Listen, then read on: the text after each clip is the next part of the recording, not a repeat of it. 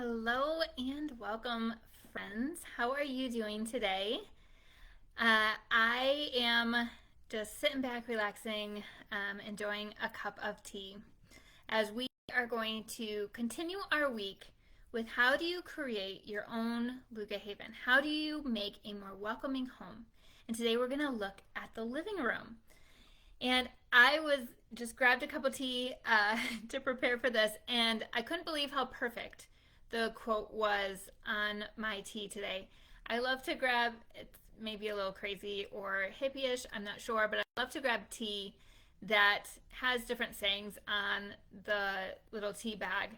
I don't read tea leaves, but I love when they have just a thing that makes me think in the middle of the day, that makes me become more present, more intentional in my day by pausing, having that cup of tea, and reading what it says. And today it was perfect as we're going over living rooms. It says, I wanted to share it with you. It says, the essence of life is to communicate love. And I thought how perfect that was as we're going to be talking about the living room today and how to enter. So we're going to dive into that today. I'm Becky Bunnell. If you're new here, I am owner of Luca Haven Design, which is a purpose-driven interior design company in Grand Rapids and West Michigan.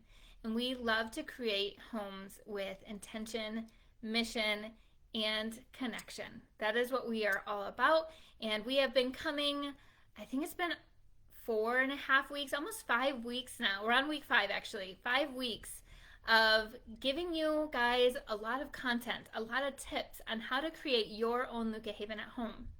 And we have been looking at the essence of what brings a home to be welcoming and looking at those more public spaces this week. And we're going into the living room, sharing our top tips of how to create a Luca Haven for yourself in your own home. And I would love to hear your tips as well. I by no means have all the tips. I've done a lot of research. I do things in our own home that are, I think, unique, and I bring those to you, but I would love to hear yours. How do you create a welcoming home, specifically in your living room? Please share in the comments as we're going through. Ask any questions that you have as well when we're, discussing these. Just add to the conversation. I would love that. And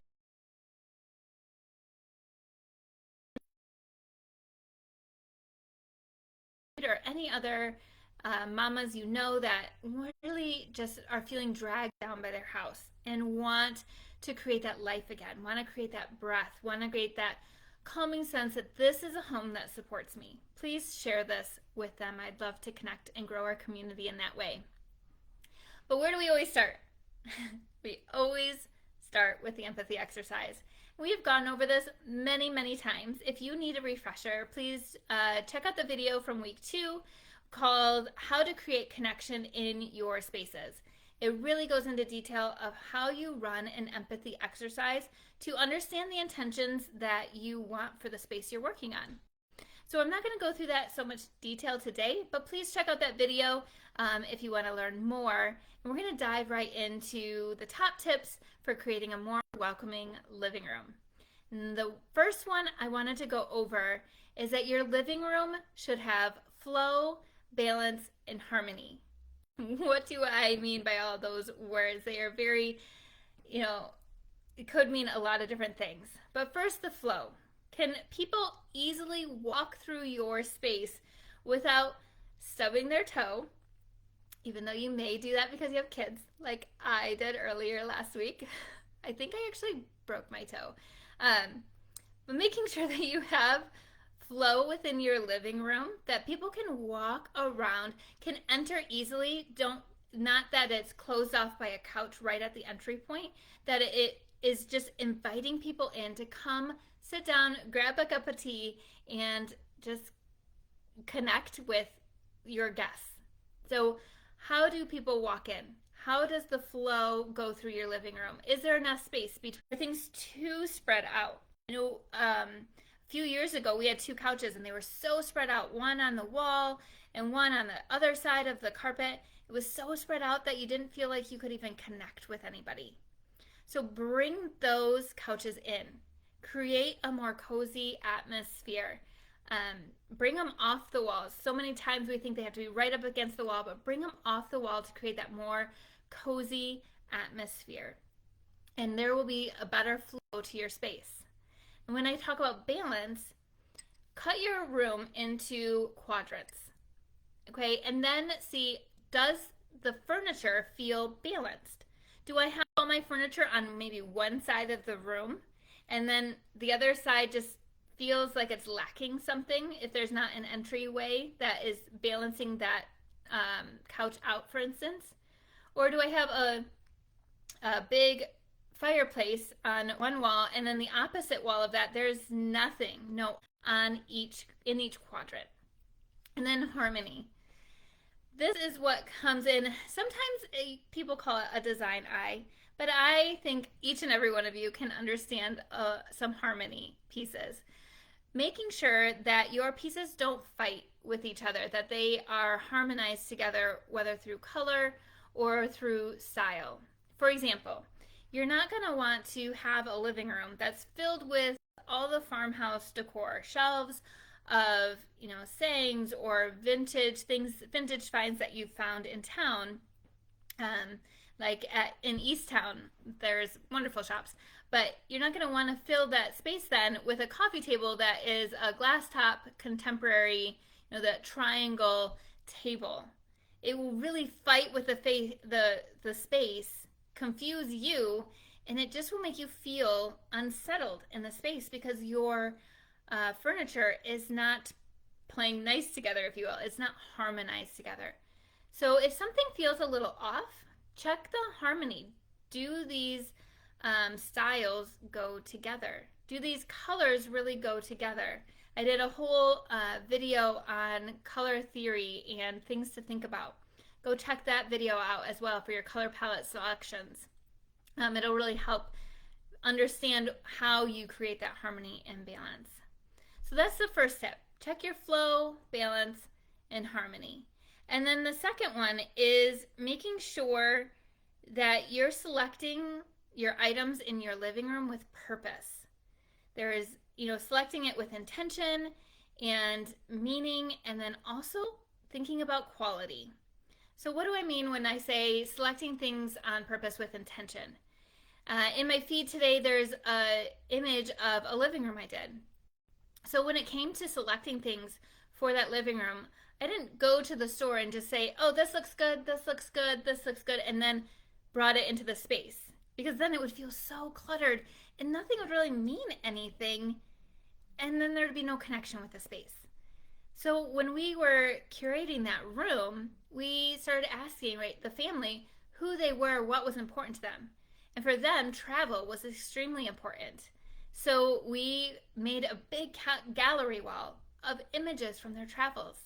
So now they get to see those each and every day. And it's so much more rewarding. We chose fabrics and textiles that had a more worldly feel to even balance out those travels, bring it further into the space, really selecting things with intention.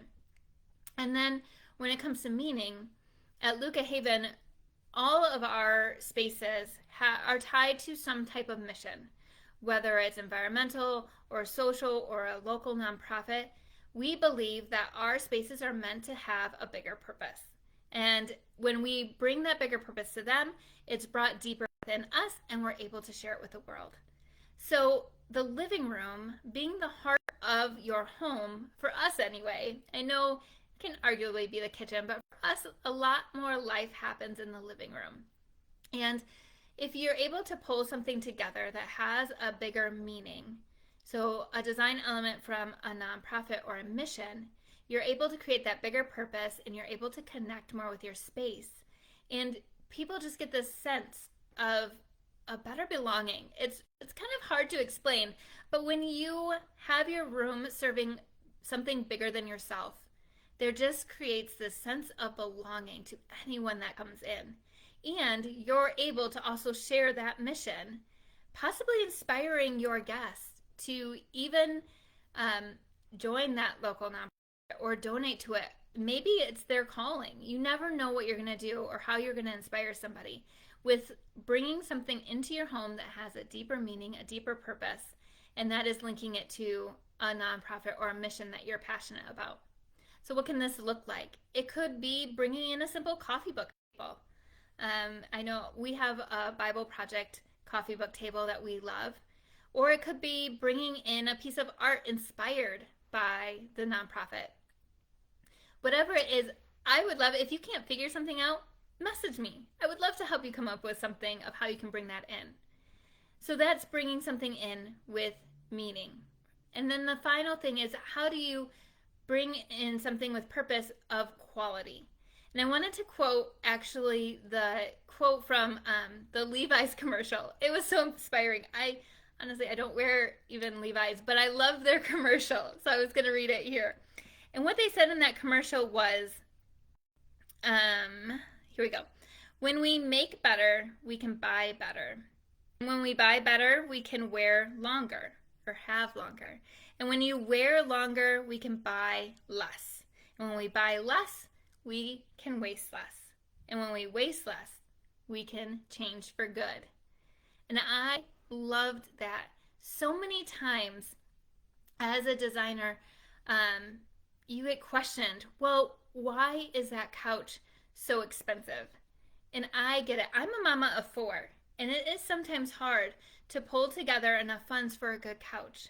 But when you are able to do that, to buy something that's quality, it's going to last so much longer in your home. You're going to have to buy less, which means there's less in our junkyards, and it's something that can be timeless in your living room, a staple in your living room. You create memories there that the kids will then remember when they come home from college, and you get to have that same couch or that same sectional. Quality is so important in deciding what we bring into our homes. So having that purpose, that intention with the items that we even bring in is a very is a tip that I have, because you don't want to bring something in, have it fall apart, and then have to get rid of it and have to buy something new. You're going to have to start a design process all over again, which can be exhausting. So I always say buy quality, have something with meaning, and choose your things with intention. Because when you bring things in with purpose into your living room, you'll create that more welcoming atmosphere. And then another tip that I have is when it comes to your senses. We covered this also in the entryway and even way at the beginning with how to create a welcoming space. Think about all the senses that you have and how you can fill them up in your space. So when it comes to sight, what words or intentions do you want to come to life in your room? Do you want that cozy, safe feeling? Choosing colors that bring that alive is something you're going to want to do in your space.